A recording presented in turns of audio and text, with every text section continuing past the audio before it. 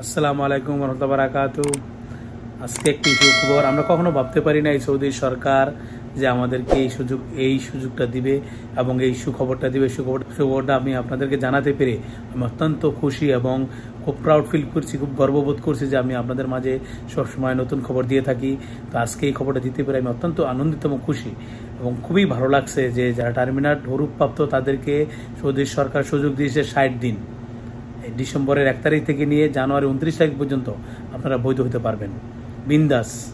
Already আজকে আমি এক লোক আমার কাছে আসছিল, আমি ওনাকে বক্তব্য পাঠিয়েছি, উনি অলরেডি তলব দিয়েছে, তলব অ্যাকসেপ্ট হয়ে গেছে।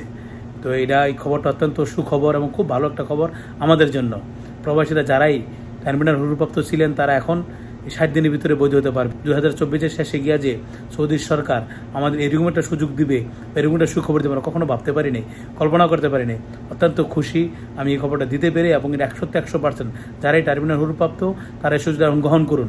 60 দিনের ভিতরে 1 তারিখ থেকে শুরু হয়েছে, ডিসেম্বরের 29 জানুয়ারি পর্যন্ত থাকবে।